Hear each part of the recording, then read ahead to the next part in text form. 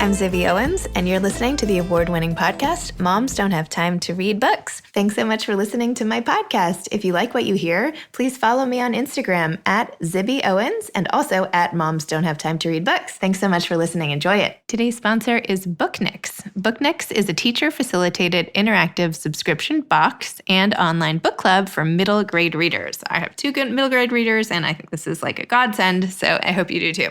Their titles are selected to widen horizons, teach critical thinking skills, and expose young readers to life lessons in engaging, safe, and accessible ways. Their curated collection aims to avoid the canon of classics that kids would usually encounter as part of their school curriculum. A selection of books for different reading and developmental levels is provided each month, and you should definitely go check it out, especially in this era of distance learning. The code for you guys is Zibby20, Z-I-B-B-Y 20, which is all capitals, Z-I-B-B-Y 20, will get you 20% off plus a $5 donation to Dolly Parton's Imagination Library for every new subscription using the discount code at booknix.com. So go to booknix.com, put in the code Zibby20, get your middle grade subscription box, and it'll be fantastic. Thank you, Booknix, for sponsoring. I did a joint interview with Christie Pearce Rampone and Dr. Kristine Keane about their new book called Be All In, Raising Kids for Success in Sports and Life. Christie Pearce Rampone is the most decorated female American professional soccer player, male or female, of all time. She is a 1999 and 2015 FIFA Women's World Cup champion and a 3-time Olympic gold medalist. She's currently an active speaker, coach, and sports commentator, a sports mom of 2 girls, and has coached professional high school and club soccer teams as well as youth basketball teams. She paired up with sports psychologist Dr. Kristine Keane to share the best practices that athletes, parents, and coaches can use to turn good sportsmanship into a lifelong skill. Listen to our conversation now. Welcome to Christie and Kristine to Moms Don't Have Time to Read Books. This is so exciting. We're excited to be here. Thanks for having us. Of course. So 2 at once. We'll see if we can tell your voices apart on the audio. But you guys have written Be All In, Raising Kids for Success in Sports and Life, which is so needed for so many people. So thank you for the gift that you just gave the entire parent community and everything else. So that's awesome. What inspired the 2 of you to collaborate on this book and write it together? Yeah, that's a great question. So this is Christy, and Dr. Keane and I had met through our profession in sports, and we did a lot of speaking engagements together. And through our talks, we just realized sports was kind of getting carried away, and being moms, being a coach, being a player, all encompassing, we were just how do we kind of educate parents about what youth sports is really about? And, it's really about the life lessons that they can learn through sports more than just winning. We all want to win. We're all competitive. I was very competitive throughout my sports career, but, as a mom, it's a whole different perspective and an outlook. And we just thought through Dr. Keane's profession, I was playing, with the national team for over 17 years and, going through that and all the pressures and everything it takes, and talking to Dr. Keane on the mental side, we just thought together the book would be more powerful and more inspirational for parents. One of the things that we talked about a lot were injuries and concussion. And I would tell Christy that I was very surprised about how when parents would come to me and seem to be more concerned about the getting to the next tournament or when the concussion would be over than the head injury itself. And so that set off some alarm bells. So parents seem to be more anxious about playing time and getting to that tournament and not missing out.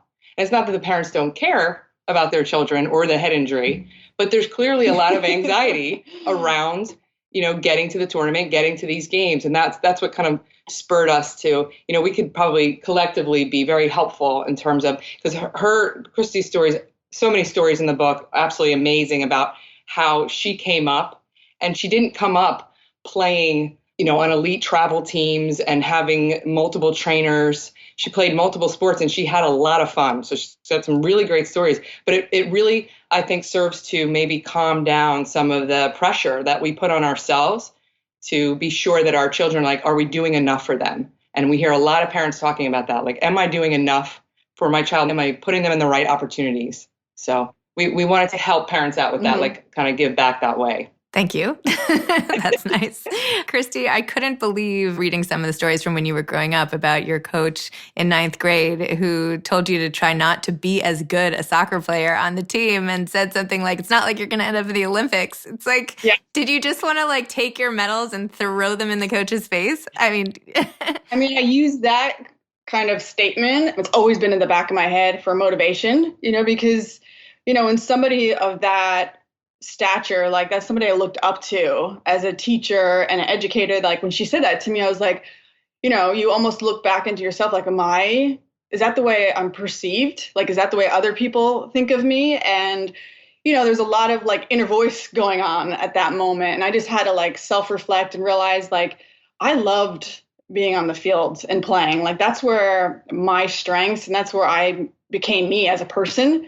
So I made sure not to let that affect me, but I also use it as motivation because I did want to kind of prove her wrong to be like, obviously at that moment, I didn't perceive myself playing in the Olympics, but I definitely wanted to make something out of myself as an athlete. So it definitely resonated with me, and I used that as motivation.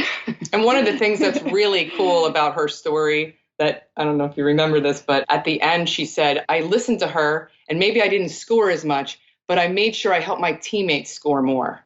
So she's played just as hard, so you credit it as that's what helped her become a leader. I always say it's like maybe it's negative information, but it's information that you got to decipher how much you're going to listen to it. But it also is it's a learning lesson, and you don't expect to have it at that age or someone of without authority to say that to you, but it happens. It's like something that you're going to face in life. I faced it a little bit too early, I think.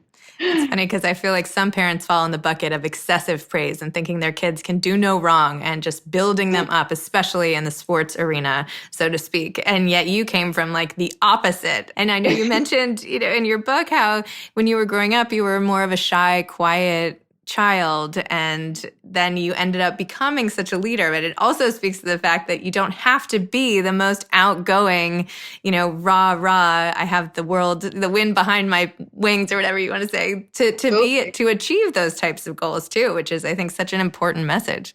Did you feel like when you were on the field, I know you said how much you loved being just out there. Is that sort of how you found not your voice, but your way to sort of not feel that anxiety? Absolutely. Like I felt like I expressed myself through my play and through like my hard work and just like the passion that I had behind the sports that I loved playing. And I didn't have all those other pressures, like, am I going to go to college and get a scholarship? Am I going to play on the US team? Like I didn't really have those in mind because I was just enjoying it. I was like in the moment. So, it definitely, is a tough time at that time. But at the same time, like that's who I was. Like I just found myself, and it was a process. Like, yeah, I'm quiet, I'm shy, like I only speak when I want to be heard. And I learned that when I did speak, my voice was heard and I was respected. And the more you do it, it becomes like instinctual, a better habit. It's like just saying the first word is part of it and then slowly getting there. And there's all different ways to lead. And that's something you definitely learn through sports because, you always look at the loudest person is always the captain, or the loudest person is always heard. And that's not necessarily the case. Like the more you experience sport, the more you go through different teams, different sports, you realize like every voice matters, and that as long as you speak up and communicate, you're contributing to whatever is going on within that time period. And now you're like a commentator. Who would have thought? I went from like not wanting to public speak to commentating. And, like another message I've learned through that is like being comfortable with the uncomfortable. Like I was very uncomfortable on camera.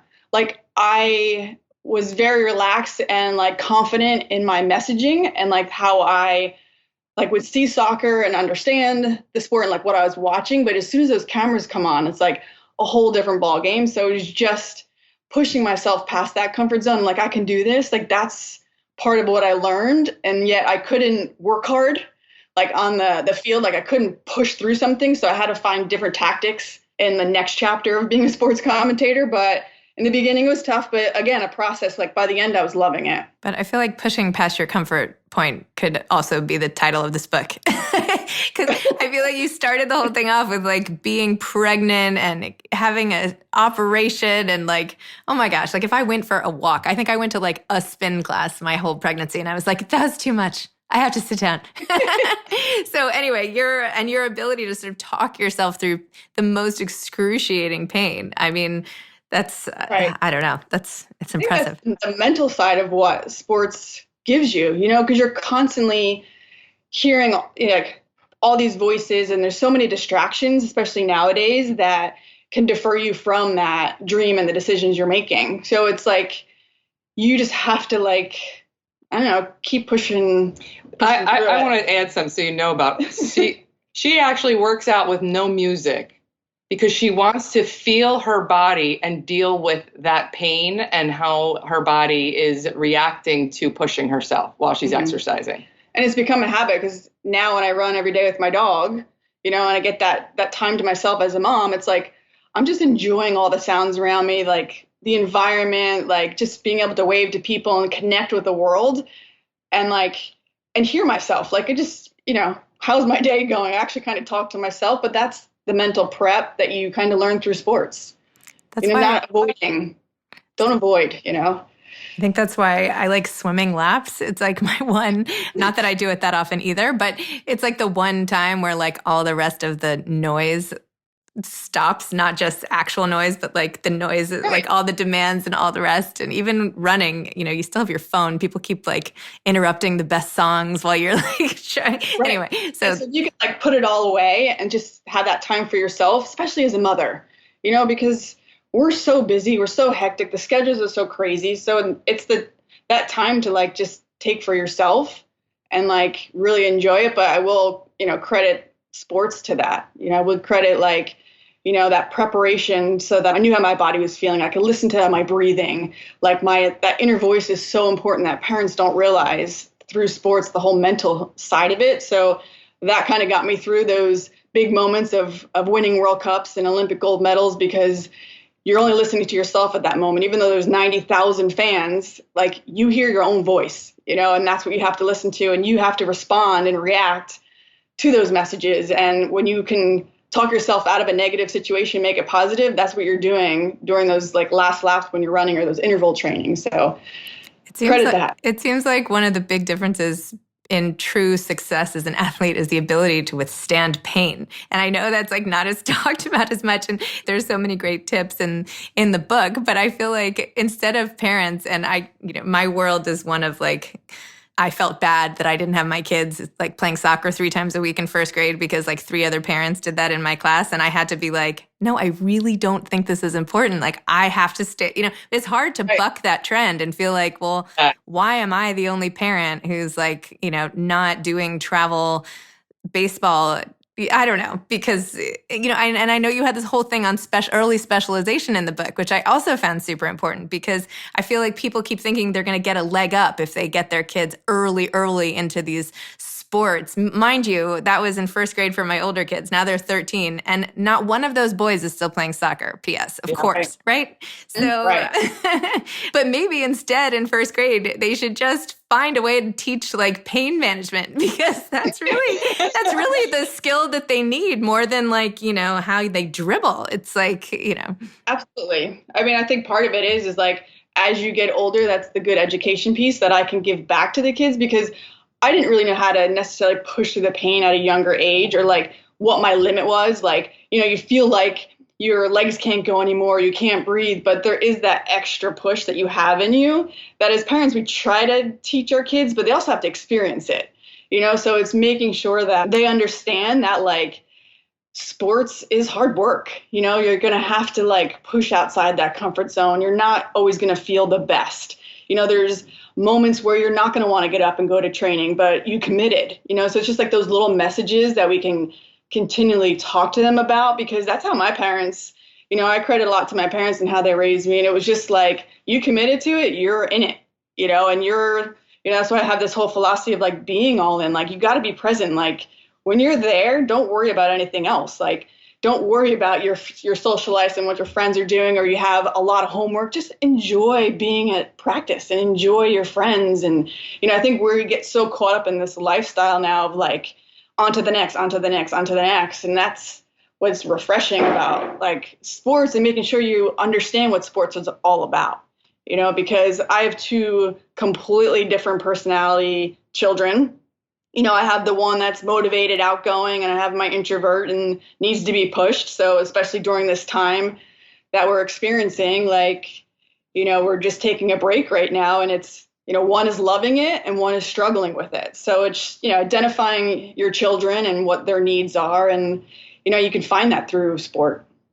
I have the same thing. I have one kid who I have to like basically like drag by the collar to like get him, to do anything. And then my other kid is like, TikToking 57 hours a day and just wanting to be around people. So I don't know. Kids are like, that's the other thing about parenting that I didn't realize. I think before I had kids, I don't know about you, like we have far less effect than we think we do. They come out the way they are, and like, they're going to be that way, and all we can do is help them. And I feel like all the tools in your book are really helpful, not just in sports, but there's so much to take away from the book about just life in general. Even what we're saying about pain, like the more you can deal with pain on the sports field or on the tennis court or wherever, the more you deal with pain in life, that's what makes you sort of a better person, right? Like pain is what makes you who you are after a while. All the loss or the grief or the injuries or whatever, like that's going to make you an interesting person in the end of it, right? So it's like the ability to withstand all of that is, I don't know, it's just so key. And I feel like your book just speaks to that so much. So anyway, and you talked a lot in the book too about how parents sort of over-identify with the success in sports with their children. Like if their child is like, starting whatever, I can't think of anything clever to say, but, then you feel like that's your accomplishment as a parent when it is not your accomplishment at all. It's the child. So maybe just speak to that. And hopefully some parents, maybe the parents who really need to hear it, who you worried weren't going to buy the book. Cause like, obviously books, self-help books, if you're buying it, not that it's self-help, but, I'm hoping that the right parents will hear the right messages. Right. So what can they do? How can parents just remember that like their kids are their kids and their success and failures are not theirs? Well, I think it speaks to what you said before about your over-identifying with your child's success. We mentioned FOMO, on Facebook, you're seeing other teams, elite teams training. Am I doing enough? So I think our messaging really is to find that balance. Like when we're talking about early specialization, we're advocating for multiple sports. Obviously, there's other sports like ice skating and gymnastics that you do need to start early. And it's not that we're saying don't ever specialize in one sport, but there's clearly a trend towards it is very difficult to play multiple sports. Both of our daughters play soccer on the same team, and they both love to play basketball. And Christie's the coach. And even as the coach, we find it difficult to manage playing two sports because there's so much demand for training in both. And so many kids are specialized in basketball. So it's really about trying to find a balance that works for your family. The book's really about like taking a step back and going, does this work for my family? Is this working for my kid? Is this truly our intention? Is it fitting my child's personality? Or am I just kind of getting swept up in this whole thing and feeling like I'm just following somebody else's script here? It's ultimately like trying to have a better relationship with your child through sports. The bottom line is like we just get so caught up sometimes in the wins and losses or how they're individually performing. And it's just like, it's their journey. Like you're just the partner in it, like you're just there to help them navigate those like tough times, and just keep the communication alive and just make sure that you have like the same values and, the trust between each other so that they can go out there and be the best kid that they can be and have the, the most confidence that they can have. And they're going to lose confidence, but you're there to help pick them up and like make them continue on and let them know that, this is just part of life. Life's a roller coaster. You're going to have some ups and downs, and it's how we react and respond to it. But we found through all of our like research and talking that it's just like parents and kids are kind of like battling over sports rather than just enjoying it, embracing it together. Totally. And I love all the like little specific actionable tips you include, like even what to say in the car ride home and just how to talk more nicely to the coaches and, what topics to bring up and what not to do here. So it's super user friendly. On the specialization note, like my husband actually grew up playing lots of sports like baseball, and then he was a high school quarterback and started playing tennis to work on his footwork for football. And he ended up loving tennis. This was in high school, which I feel like in today's day and age, you'd be like, forget it. Not that he didn't play tennis, but he hadn't really serious. And then he ended up being a professional in professional tennis for 15 years. And he never would have tried it. I feel like even though he's not like that old, I feel like today, those things like don't happen as much. And I think it's a shame because then you miss out on your potential as an athlete if you don't try it. And I think as parents, which is I think what your book speaks to, it's our responsibility to continue to help the kids, like foster that love of just movement and your body and teams too. I mean, the importance of being a part of a team, I think is like one of the best things you can give kids at an early age, right? And what do you think about that?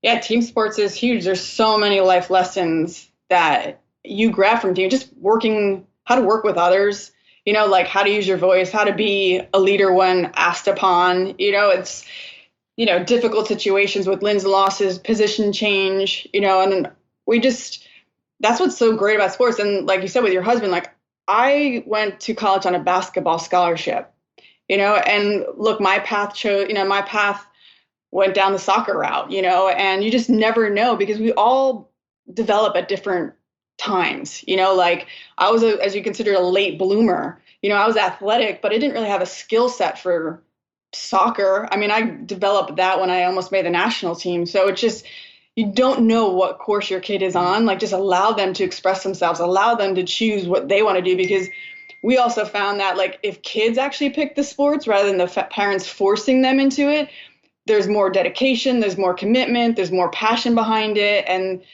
they feel like they've made their own choices. And that's what's kind of exciting to see, because I've seen that through my own kids of just, here, play soccer because mom played it. Like, one loves it and one, is like, yeah, I'm going to try something else, So, and I'm okay with that because I want it to be about her. Like, I experienced this amazing journey through sports, but she has to experience her own journey. And if it's through dance or swimming, she's trying it all right now because we're just trying to figure out, like, what's her motivation? Like, what is she going to get up in the morning and want to do? Because I told her, like, you have to choose, but you have to do something. Totally. Like, you're not going to, and Dr. Keane and I talk about it a lot because she has a son the same age as my daughter Reese, and we have the same kind of child. So we're always bouncing stuff off each other. It's like that motivation factor, but they have to find it.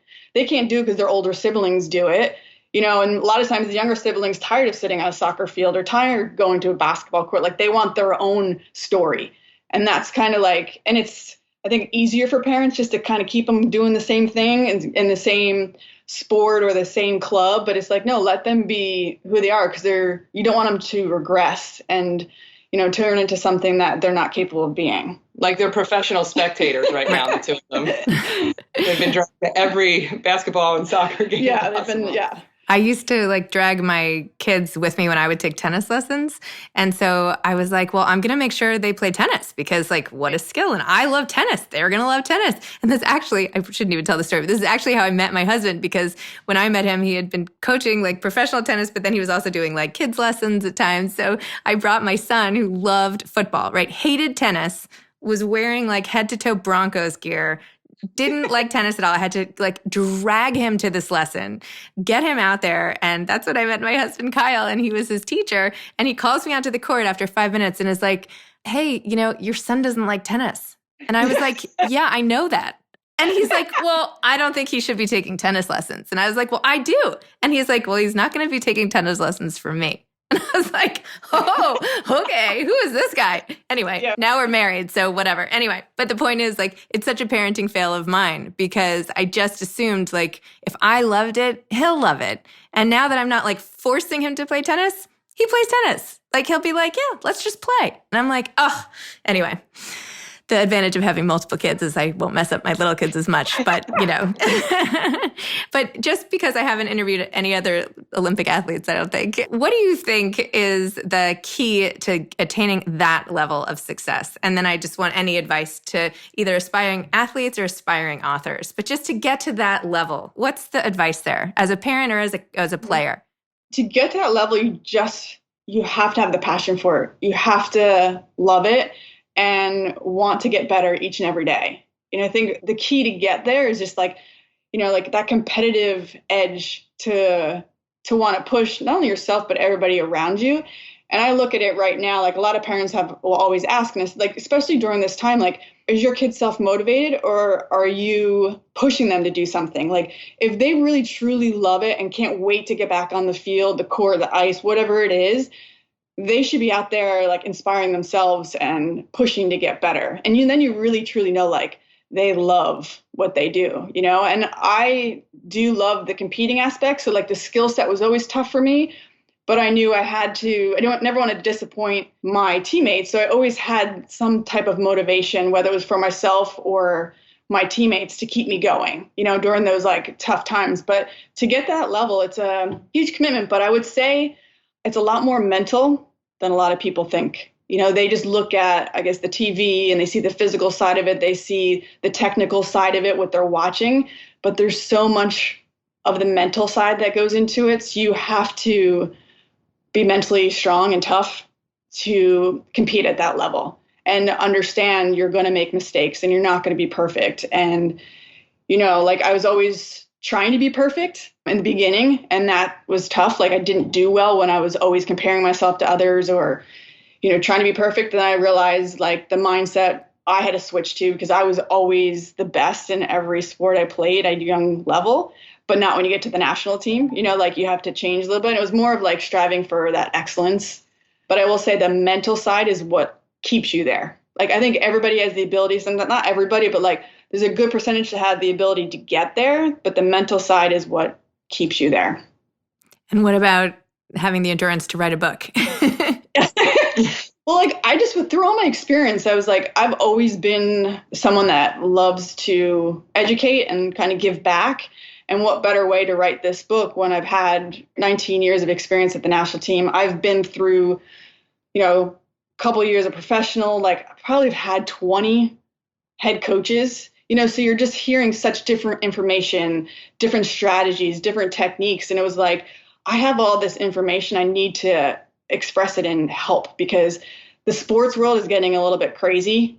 I will say, as a coach, and hearing what I hear on the sidelines and parents freaking out about, getting scholarships and what they need to do and are they in the right place. And, my always message is, as long as they have a good coach and they're learning and growing and you see them developing, they're in a good place, because you don't want to put them in a place just for a label, just for the name, because that's not going to get them anywhere. Because again, it's about your individual child and their mental side of it. And if they don't really enjoy what they're doing, it'll come out in the end. Like the message isn't going to be good in the end, because the child is not really going to be happy. And you said, when you're confident, that's when you're playing the best.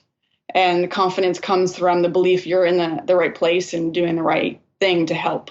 So it's all encompassing, but I think that's why it was so neat to write this book in the 2 years of just kind of banter back and forth with Dr. Keane. Because I would say like, oh, I was, before games, I'd feel this way. And she's like, well, that's because, and she would like throw the whole like brain development. I'm like, okay. And I was like, it drives me nuts when parents are screaming at their kids to do something when they're not capable of doing it. I know that as like a coach, she knows on the mental side, like their brain and the processing is not there. So it's just trying to say like, hey, take a step back. Like when you're screaming at your kid on the sideline and they're getting information from the coach, parent, and then they have their own self and what they want to do. And it's tough, but I don't think parents really embrace the whole concept of sport. And we're getting caught away with, I think, the money part of it and less of the enjoyment. And we're just hopefully can bring back a little bit of the love for playing and why we play sports versus just being all about money and putting in the sport for the wrong reason. Like everything you're saying relates to every part of life. Like, I just keep thinking, like, everything I'm like, oh, I could extrapolate this to everything. This is like for kids and grownups. I mean, it's such just great life advice. Like, do what you're passionate about. Like, enjoy it or you won't be that good at it, right? It's like all that. It's just so true, but it's so good to hear. I think we just don't take the time to listen to ourselves. I think that's one of the biggest lessons I learned as a captain is you have to be a good listener. In order to be a good leader, you have to be a good listener. And I think we get so caught up in stuff. It's like, listen to like what's going on in life and like body language.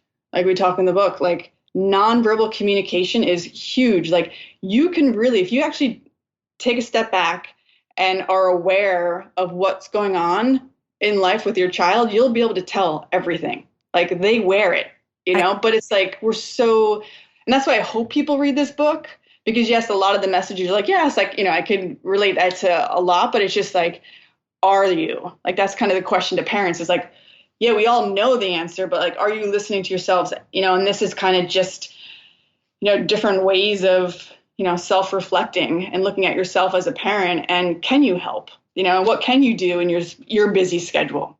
I'm glad you mentioned the body language part because I loved that chart, like what exactly your position, like if you're doing this and if you're looking down and all the rest. And I was literally thinking to myself, like, I should put this on the fridge because this is like your attitude towards everything, really. It's not just on the soccer field, right? So super useful, especially for kids who might not have that level of sort of emotional intelligence to perceive that that's what it means when they do certain things. So anyway. And really like teaching them they can change the energy of a game. Yes. By changing their body language. And a lot of kids don't understand that. The coaches may not tell them that, but as a parent, that's where you could come in and explain that and teach them how powerful they can be that way. Now I feel like I need to sit up straighter talking to you guys as I'm like all slumped. What is it saying about me?